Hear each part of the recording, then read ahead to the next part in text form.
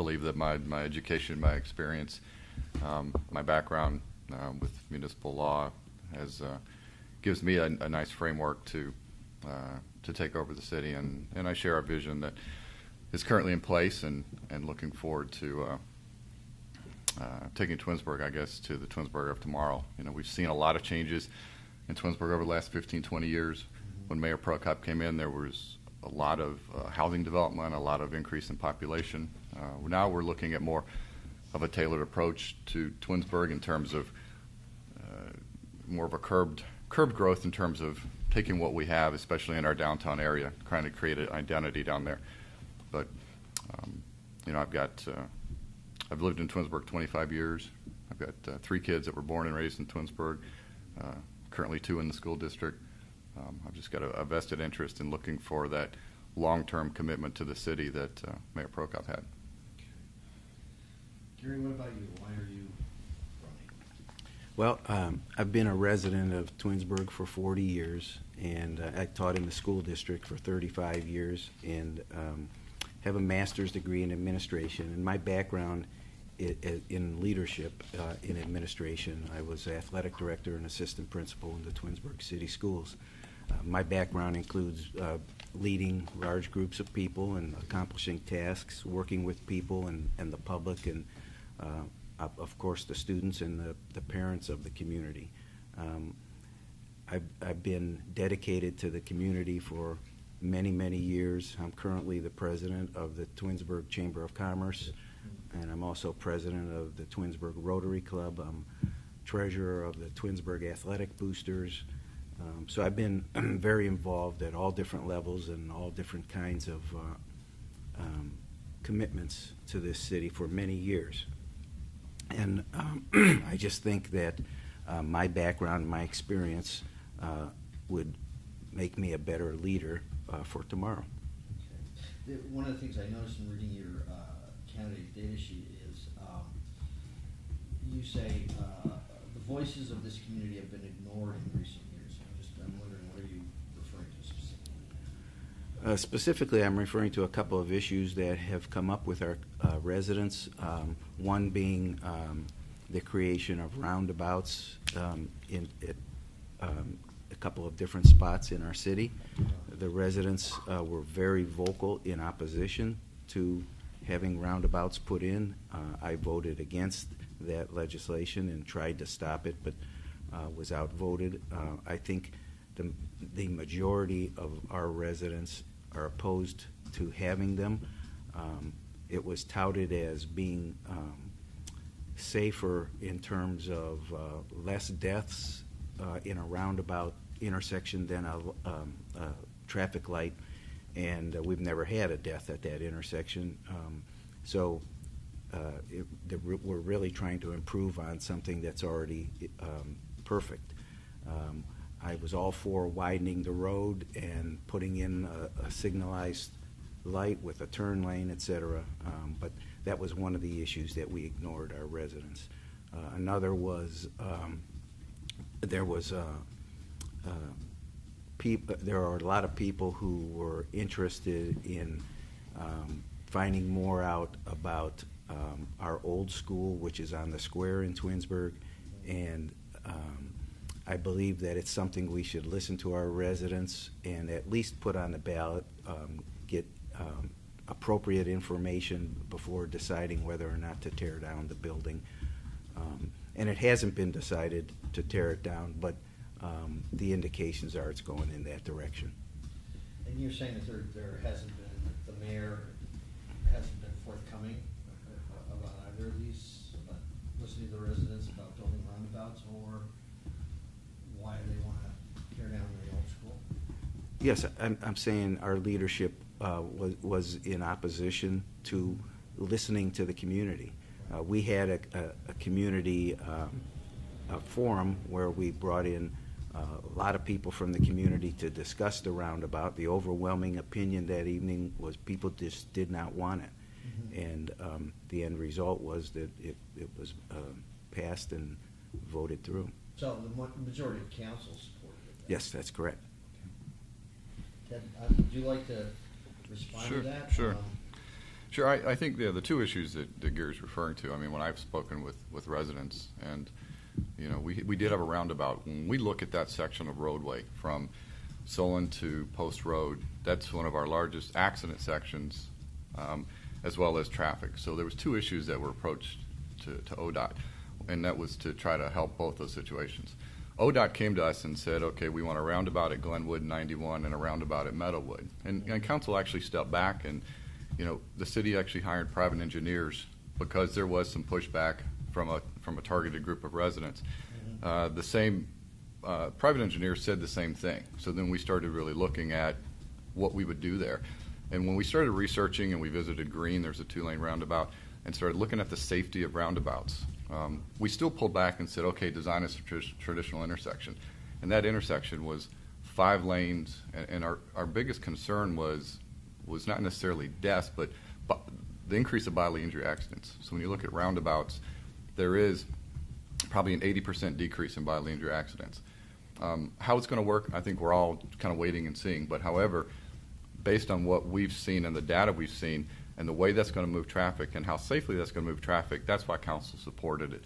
And I think we did listen to the residents. There's like I said, a targeted group, and sometimes when you're making decisions like this, you can't always please all 20,000 of the population. And I actually, I led a meeting one night with residents at one of the school buildings, and we had probably 150 people, and I would agree there was probably a significant portion that came to that meeting that had concerns about the roundabouts. However, I'm not sure that that's a true reflection of the whole community. So that's one of the decisions I think we made.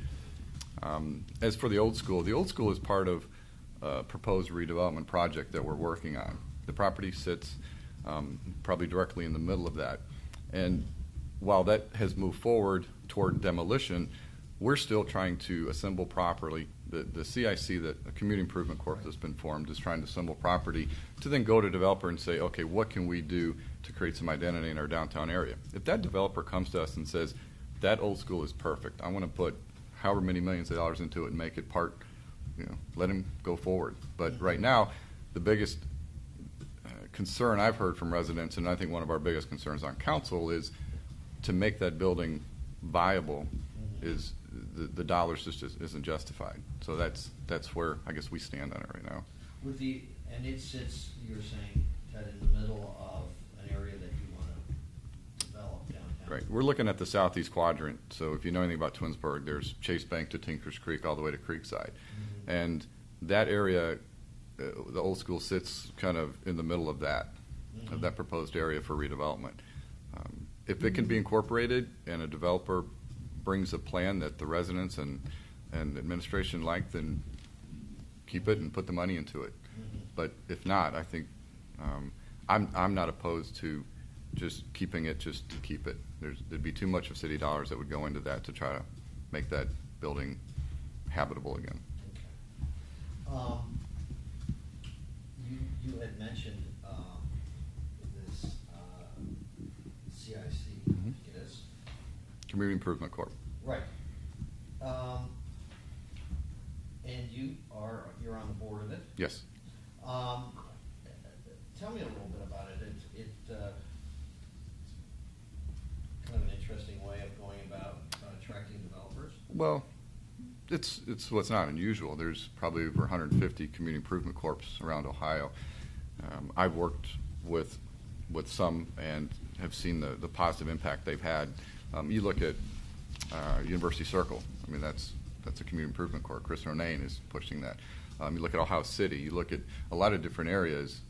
Some of the more east and southern subdivisions. Stowe, I believe Hudson has one. So it's not an unusual concept to use. Well, I guess what's unusual is that it's a private nonprofit entity. So you're really there's no real oversight of how money's being spent on it. Well, sure there is. There's the CICs from a municipal standpoint are governed by statute, and there's those boards, because we've designated the CIC to be the developmental agency of our downtown area, then 40% of that board has to be elected officials. So there's plenty of oversight, and nothing happens with the CIC. When you say oversight, you're talking about from the public officials. From the public officials, as well as, so the board is made up of three councilmen, the mayor. So you have your public officials, and then we have the finance director, the law director. We have a representative from the school board. Well, actually, the superintendent's currently sitting on it, and then we have businesses. So it's really quite connected to the city and the vision of the city. And there's tremendous oversight in terms of any money or funding that would come from the CIC. It's got to be directed by council. And there's been a lot of negative connotations associated with it throughout the city. And when I share that with other municipalities, I guess they don't understand the opposition to it. Well, I think there's a concern that you would be cutting deals with developers and granting tax abatements or other incentives without going through a public process.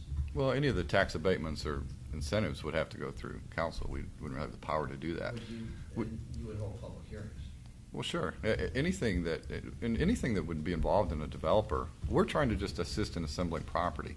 Once the property is, and when I say assembled, is getting contracts, then we can propose those contracts. The CIC is not proposing to buy property down there, but to then take those contracts to a developer and say, okay, here's your cost for property. That developer has got to propose a plan that both the residents and administration are comfortable with. And I would encourage and have told when we were first meeting with Fairmont Properties that we wanted to have town hall meetings and a lot of resident contact with whatever project will go forward. So it's anything that's going to happen down there. We're not picking developers in secrecy, as they say. We're not sure. Once we get a proposed number, we're not sure if we're going to attract one developer or 10. We're just not quite sure at that point. Then we can evaluate that when it happens. When you're negotiating with the landowners to bring these parcels together, I mean, again, that's an open and transparent process. Well, the process is we've got a broker that's involved with the CIC. That process, and part of that process, I guess, we run those meetings similar as we would a council meeting. There's an open portion of it, and then there's an executive session portion. So any details of the negotiations with that developer, we would do an executive session. And the purpose of that is that from a public standpoint, we don't want to we know some of the property owners are talking, but it really deters negotiations if everything's publicized as it happens. So, we're trying to minimize the dollars that could be spent on assembling this property and get them to buy into the bigger picture of what's going to be proposed down there. So, but before you would conclude a deal, you would have a public hearing. You'd have, You are purchasing this land for X amount of money. Exactly. It'd have to be public. So there would be time for the public to. Yeah. And I believe by statute, anytime we would enter formally into any kind of agreement with a developer, or like I said, we wouldn't be buying property. So, but with the developer to move forward, exactly, it would need to be public. Kerry, what do you think of the CIC? Well, the CIC can be a very useful tool if it's used properly. It's definitely an economic tool for development. In Twinsburg, it was used improperly and ineffectively. For the first year, the CIC met in private. They had closed meetings that no one was apprised of, no one was allowed to go to. I, as a sitting at-large councilman, asked if I could attend, and I was told no, the meetings are secret. And for over a year... On what grounds were you told you couldn't? Well, that's how it was run for the first year. And even as a community member, I thought I should be allowed to attend, and then the Sunshine Law comes up and all that kind of stuff. Right. But I'm not necessarily opposed to the CIC. I just don't like what's been done in Twinsburg. I was introduced to the concept by being told it was a quick and easy way to develop our downtown area. And my first response was, we're not interested in quick and easy. When you're talking about a huge development, a big change to our city, you need to take that process slow and get input and ideas from community members. It's all well and good that elected officials are on there and business members are on there, but what does our community want? And as I said earlier, our community has been largely ignored. Now, after a big stink was made over the CIC in the primary, they all of a sudden started meeting publicly at 7:30 in the morning when many people can't make it to a meeting. Almost every other meeting that we have as a city is in the evening at City Hall, but these can't be held at City Hall, and I understand that, but they're held at a time when it's tough to attend. As far as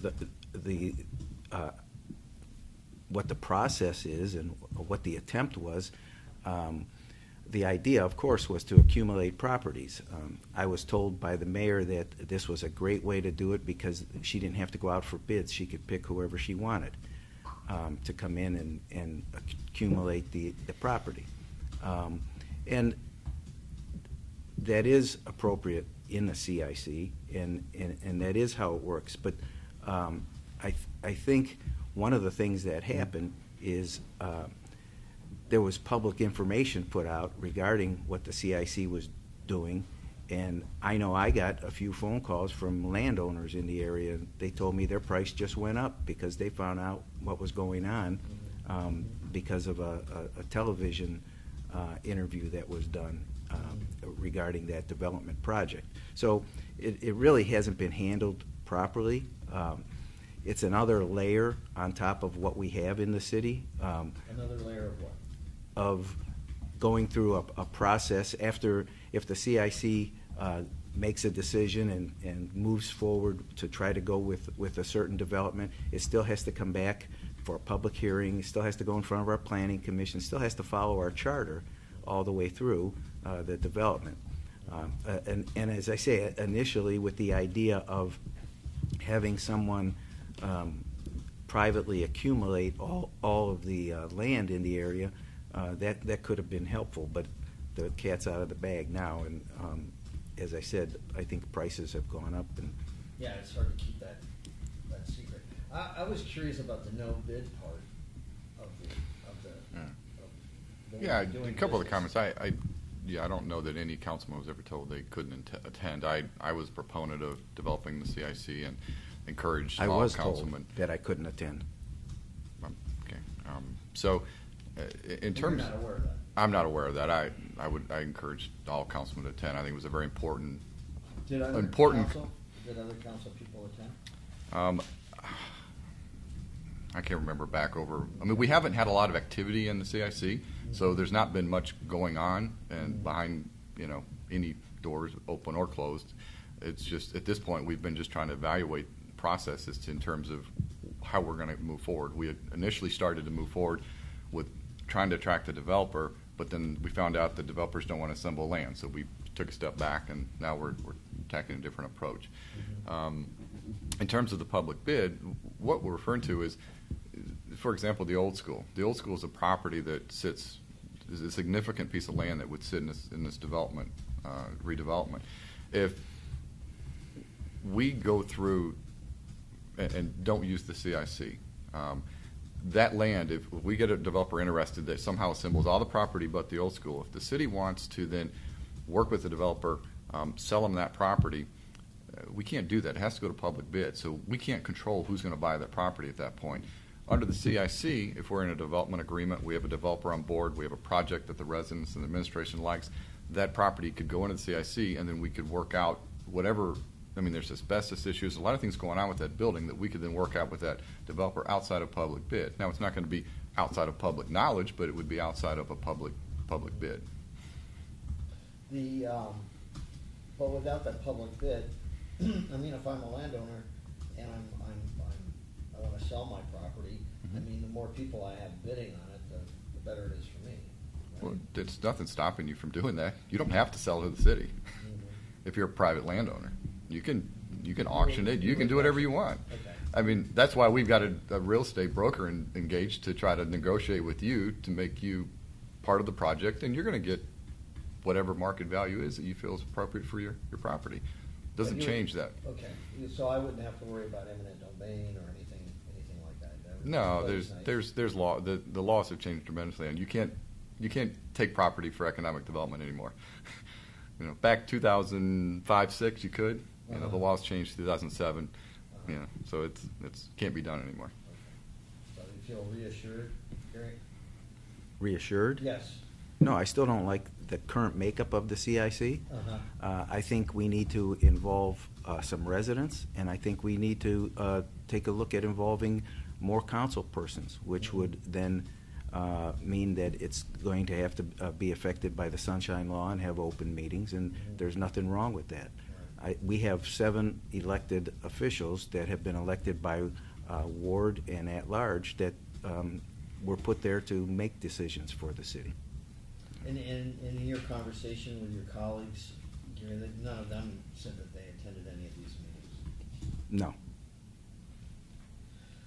And I was going to say, the quick issue, I think, with adding, I don't have a problem with changing the makeup of the CIC board. Mm-hmm. However, as you start adding councilmen, you create an issue of, well, we're going to create a quorum, and all we have is a council meeting, which defeats the purpose and statute of having a CIC.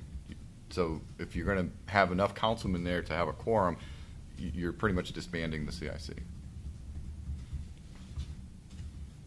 I mean, can I ask a follow-up to that? Just Sure. so I want to understand. Mhm. What is the advantage of forming a CIC versus if the city was just to retain, through council, a real estate broker to work on its behalf? What's the advantage of doing that? Yeah, every single contract that would be potentially negotiated would end up being public record, would be discussed at a council meeting. Any of the agreements that we would enter into would have to go through 3 readings. It takes away a lot of the effectiveness of the negotiations with those landowners. I mean, the goal is to try to minimize the taxpayer dollars that we're going to, that would be, next say taxpayer dollars, because the taxpayers aren't really paying for anything, but in terms of trying to minimize the amount of money that's going to be invested in that particular land by a developer, because the higher those prices go, the less likely we are going to be able to attract someone to redevelop it. Okay.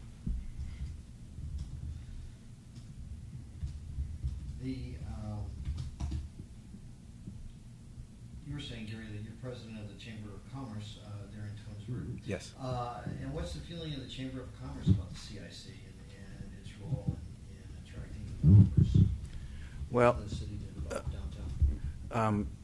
some of the people, as you can imagine, think that it may work fairly well, but there's a lot of concern by our commercial business owners to be adding another big commercial area. What's that going to do to them?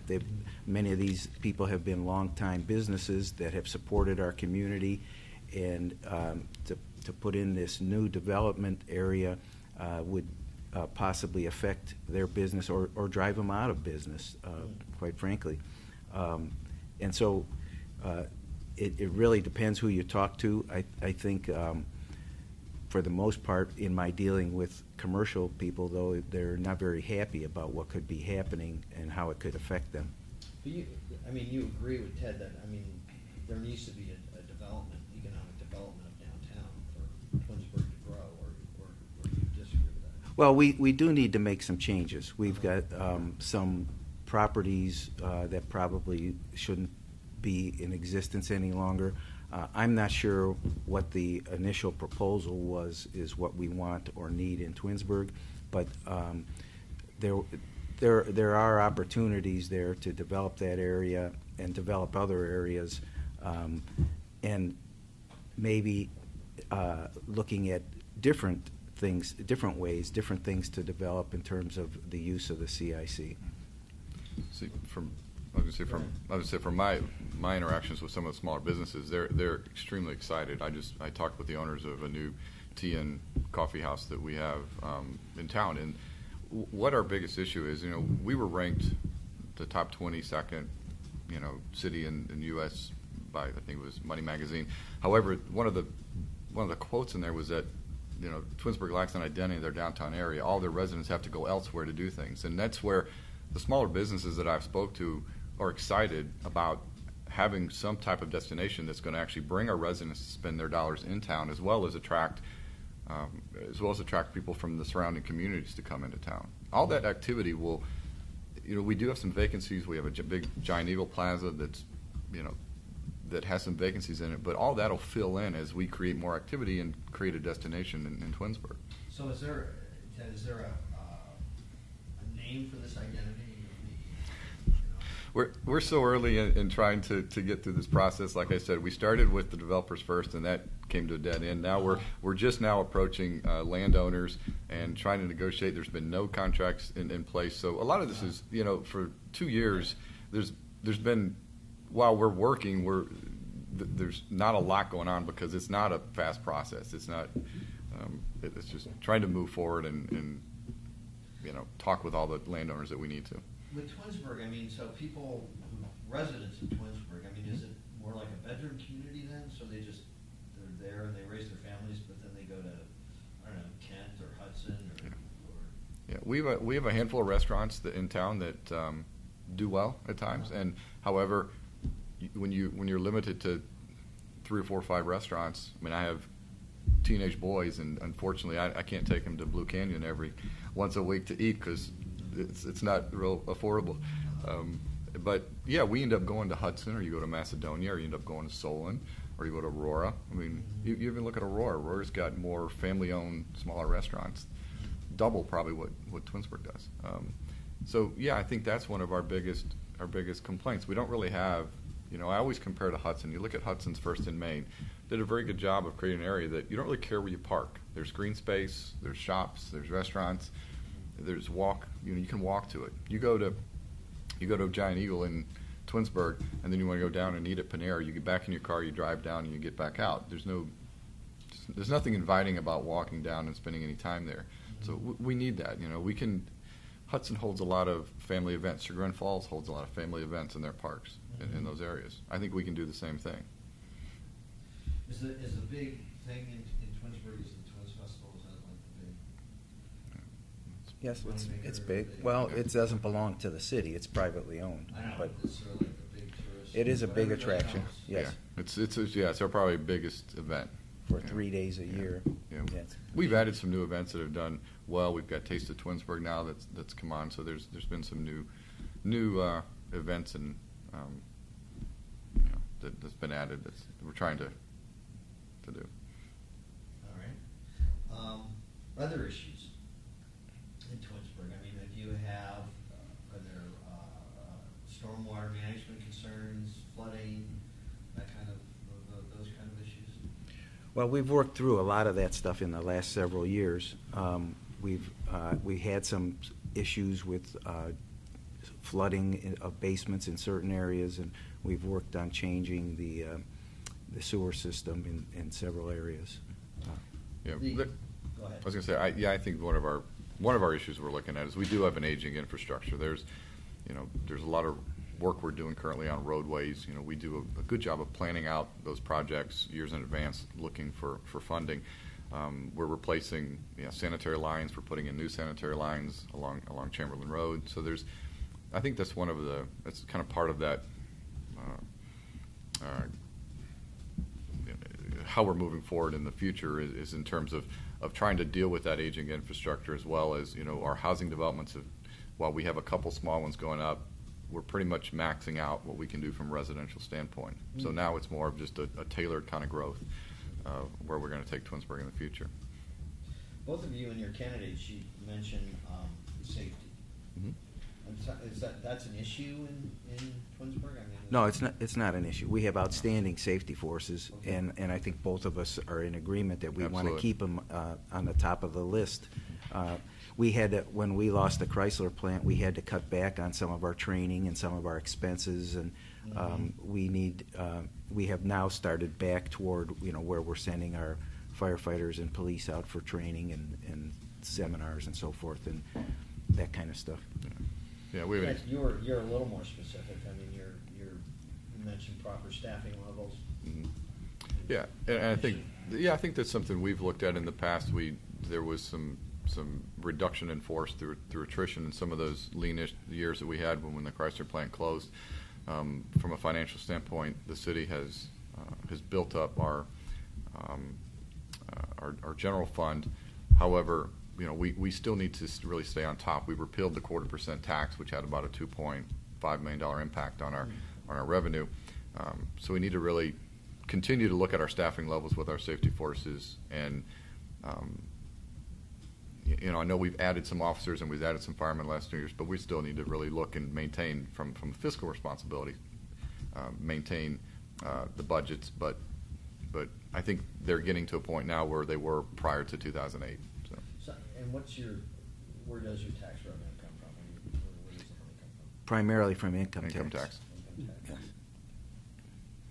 We are at 2% right now, and in 2009, with the closure of the Chrysler plant looming over us, I went out publicly and asked the community to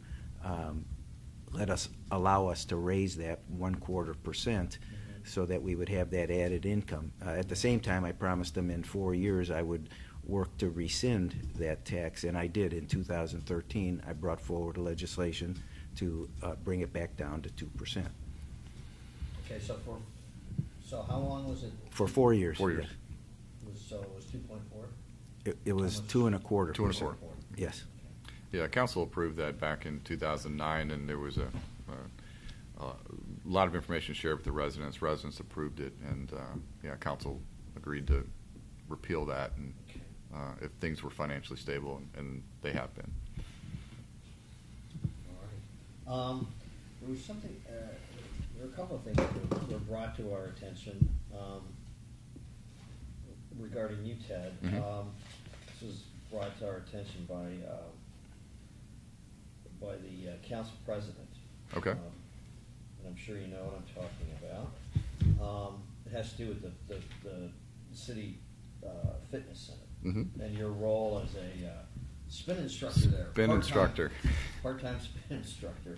And concerns over the fact that as a member of council, you had voted on finance issues regarding the fitness center. And at the same time that you were receiving a salary as a part-time spin instructor there. And I'm just curious. I'm curious how there's a series of emails here, and Sure. It's very confusing. I'm an avid promoter of physical fitness in our community. I've been I'm a member of the fitness center since it's opened 16 years ago. We started offering spin classes. I'm an avid cyclist, so in 2008 I became certified, and 2009 started teaching classes. At the end of 2009, I was appointed as a councilman. Right. I teach 1 or 2 classes a week. They pay me $20 as a subcontractor. And that continued, and I quite frankly never thought it was an issue or a conflict. And anything that I ever voted on council never directly benefited me in terms of being a 1 or 2 class a week spin instructor. And so I really haven't seen the conflict. And when the primary was over, I won the primary by a significant margin. I quit charging the city, I guess, or quit billing them for my classes, just in anticipation of running the campaign and not sure what I'd be able to do. So you quit billing the city for your part-time? Correct. Yeah, May was the last month so I was doing it. I was just donating my time from May on. Okay. And go ahead. Go ahead. And so I was aware that there was public record requests done by Mr. Fury, Mr. Sorace. Not by me. I have I'm no sorry, involvement in this. I'm sorry, Bill was running your campaign, so I just assumed No, you were don't part of assume it. anything. Okay. So public records requests were done, so I actually started looking into what any potential issue was, and we do have a current case at my firm that I started talking to one of my partners, and so I ended up. So that particular case involves someone who works for a Parks and Rec department, started their own boot camp, and started providing services to their own fitness center. So I started looking into the issue, and had phone calls with the Ohio Ethics Commission. They provided me, and I looked up the law. I mean, I was aware. I read the law, and they You're looked. a lawyer. So. Yeah, they looked at the exceptions, and we had discussions regarding the exceptions, and I gave them a detailed email, which I provided counsel and told them everything that was going on. I was forthright in terms of my involvement with the fitness center. I mean, everyone knew I was a spin instructor, and when I was appointed. And People go ahead. knew, people on Twinsburg City Council knew that you were and a spin the city. Some and, people knew. I didn't know. Okay. You're always left. You're like always left out. Well, I know two others that didn't know for sure. Okay. But according to Ted, you made yeah, there was clear nothing. that- There was nothing hidden about me and teaching spinning, and I've taught spinning to pretty much. I mean, the mayor had a class at one point where she had all the department heads coming in, and I've taught them. So everyone in the city was aware of my involvement with the fitness center and teaching spinning classes. This has become an issue because it's 3 or 4 weeks before an election, and so I did contact, like I said, the Ethics Commission. We discussed in depth the exceptions. I believe I meet all those exceptions. I could walk through those, but those were laid out in emails, and I'm sure they were provided to you. Yeah. So, you know, in terms of any concerns regarding ethics violations, I don't have any. They've got all the information down there, so what they do with that information is up to the Ethics Commission. The one of the documents that was sent to me in the course of this correspondence was the city charter, specifically the section that deals with conflict of interest, for want of a better word, and it states that the elected official shall not have any financial interest in a contract to which the city blah blah blah blah blah. And it seems that what this was a conflict of interest. Yeah, I mean, I think there was the part of the charter. I don't have the charter memorized. I don't know that anyone on council has the charter memorized. It was never brought in the last 6 years that I've been on council. It's never brought up as an issue. You look at, there's a couple different sections, because I've now read the, of course, charter in depth, and there's a couple of sections that reference qualifications. Part of it deals with qualifications to, in terms of residency and different issues. You look at where I sit right now, not charging the city. I actually haven't taught spin for the last few weeks because of the campaign's kind of taken over my life, but I said there's nothing that's disqualifying me from running for mayor. When you look at laws and case law that governs qualifications and contests, qualifications needs to come before there's a certain timeline the statutes requires for a protest of before an election. I mean, none of that happened. The residents voted. Put me on the ballot now for November 3rd. Any kind of protest is not going to be looked at by either court or anyone else. If they want to try to contest it based on that, it's going to be difficult too, because the courts are going to frame that as a protest.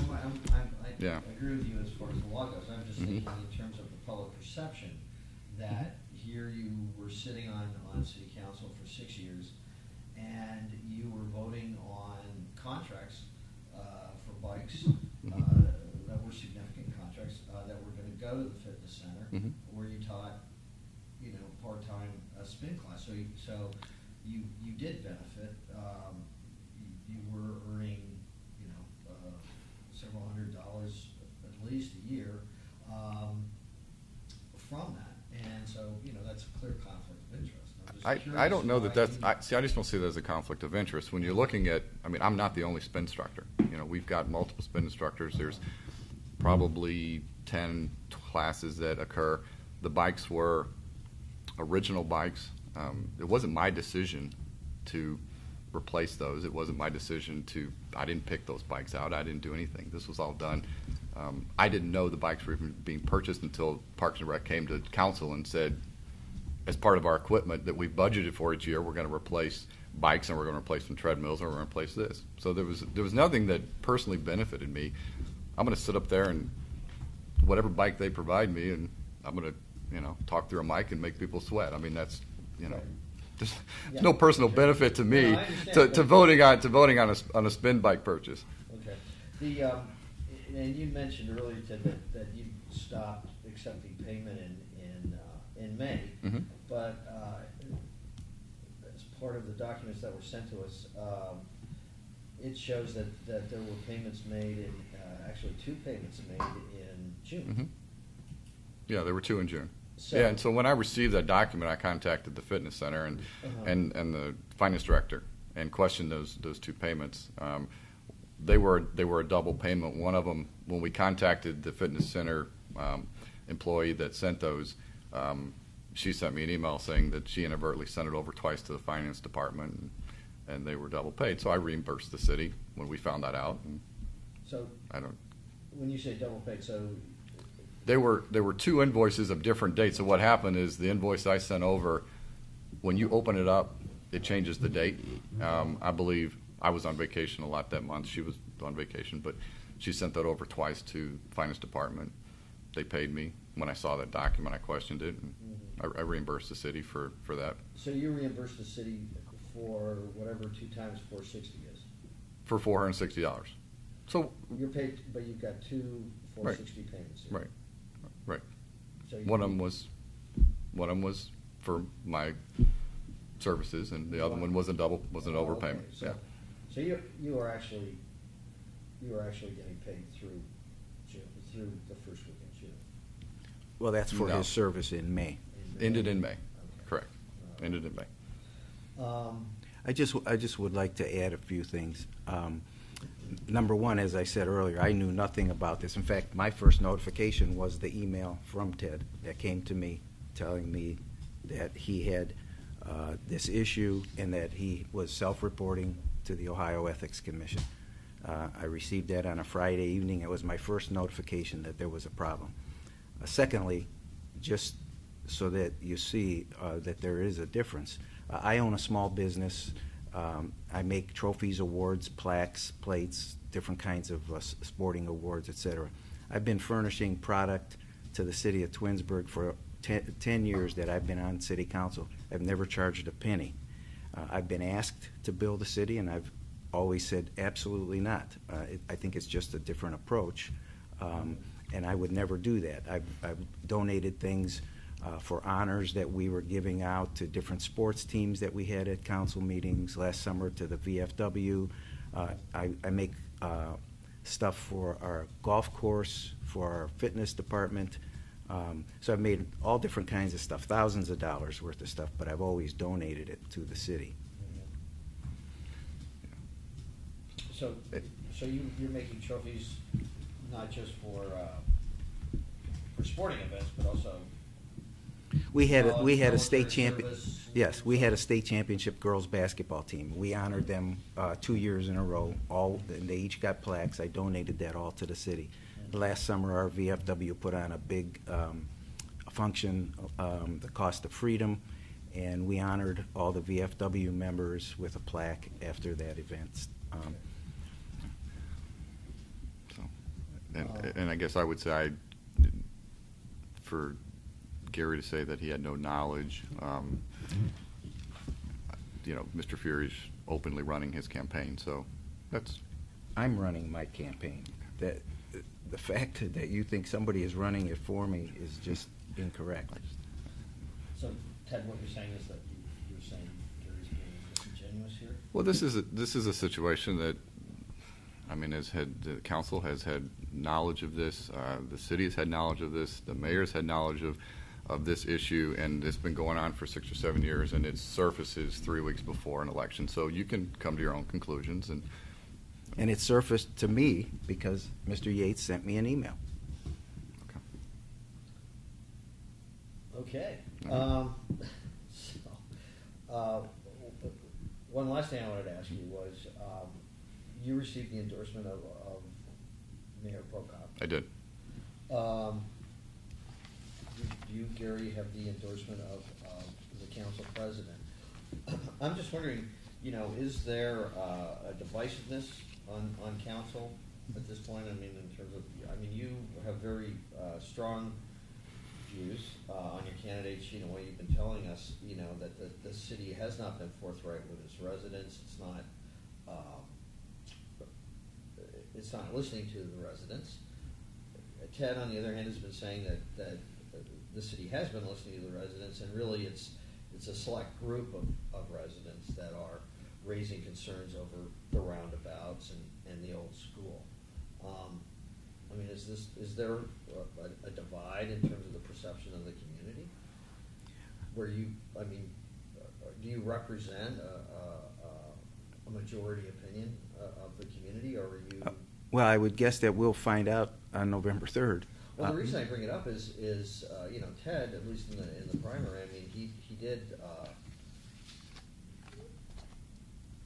accumulate a significant number of votes. You squeaked by with 10 votes, which suggests that you may have some problems on November 3rd. I'm just curious. I mean, do you perceive that? I mean, No, I don't perceive that. No. You feel like you're representing and speaking for the majority of the people in Twinsburg? Yes, absolutely. Concerns over transparency and accountability? Yes. Yeah, and as you mentioned, I do have the endorsement of Mayor Prokop. I've got the endorsement of our local paper. These are documents that I brought for you guys to have. And did the mayor know that you were getting paid when she Yes. was sending her employees Yes. over there for the spin class? Yes. So it's I've got endorsements from 1, 2, These are all 3, people that 4, take the spin 5, 6. Are we being comical, or we just? A lot of them have. So I've taught 700 classes. So it's Okay. There's a lot of people in the community that have come through those doors. But I have 1, 2, 3, 4, 5, 6, 6. Either current or previous board members endorsing me. I've got a township trustee endorsing me. I've got the mayor. I've got Sam Scafidi, our Ward 1 councilman. I've got Maureen Stauffer, our Ward 4 councilman. I've got Christina Rogner, Glenn Broska, Russ Pry, Bill Romer, all endorsing me. So it's And when you say former board members, you're talking school board members. School board members. And so. Okay. John, you have any final thoughts? Not particularly, unless you guys want to ask a question of each other. We do that sometimes. One question. No, you have no questions for Ted. Ted has no questions for you. I Okay. don't believe so. The way we wrap this up usually is I'm a Twinsburg resident, and I'm watching one of my favorite shows, Dating Naked, and there's a commercial, and there's a knock on the door, and Ted, you're standing there, and so you've got a minute to tell me who you are, what you're doing on my porch, and what you're doing on my porch. Well, considering we've done this thousands of times over the last week, basically I introduced myself and Ted Yates. I'm running for mayor. Most people recognize me there. I've done a lot of advertising and have been out there. But I basically I share with the residents, my vision. I tell them that I'm looking to be a complete committed full-time mayor that wants to see Twinsburg and help build the Twinsburg of tomorrow. I think the Twinsburg that we have. We've made great strides. However, we've got kind of an open canvas to now take Twinsburg to something better and greater. The demographics we have in Twinsburg has been very supportive of me as I go door to door in terms of wanting to see this now new generation of residents really take hold of their community and get involved and see what we can do with it. And I've got my background of I tell people in terms of my educational, I've got an accounting undergrad, my master's in law degree, and in today's government world, that's a sought after background. Some people may look at that as not, but to me, it's I've been building my professional experience and my municipal experience to really take on this role. And all right, my show's back on. First, though, this is a full-time position or a Yes, part-time? full-time. It is a full-time position. And what does the mayor make? 103,000. Yeah. Okay. Gary, sorry. All right, you're on my porch. What are you doing here? My name is Gary Sorace, and I want to be your next mayor. I've lived in Twinsburg for 40 years and worked in the school district for 35 years. My background is leadership and administration, and my vision is to carry those qualities forward into the mayor's position to lead us to the future as far as being a successful community. I want to listen to all residents. I plan to have open community forums where people can come in and say what they need to say, get answers to their questions, and also evening office hours for residents that may want to stop by and visit with us and have some questions answered. I've been dedicated to the Twinsburg community for the whole time I lived here. I've been involved in anything you can imagine, all the different boards and commissions and clubs and so forth. My leadership speaks for itself, and I believe that I'm the best candidate to take us forward. It's a full-time position. Full-time position. So you, Ted, work as an attorney. I don't know if you're a partner in the firm. Yeah. You are. I've been a partner for a year and 10 months. Will you then take a leave from the law firm if you are elected? Yeah, my partners and I already have had long discussions regarding they're going to basically have to buy me out of my interest. I'll stay of counsel with the law firm, so I'll stay associated so I can maintain my license. But in terms of any practicing, I don't want to work 2 jobs anymore. Okay. I'm ready to work just 1 job, so I'll be full time in Twinsburg. Okay. And Gary, you were saying that you have this small business, making trophies and whatnot. Will you still be able to do that and maintain a full-time? I would still be able to do it, but I'm not planning on it. I'm closing it down. You're closing it down After the election, yes. Okay. What's the name of the store? It's Ohio Classic Awards.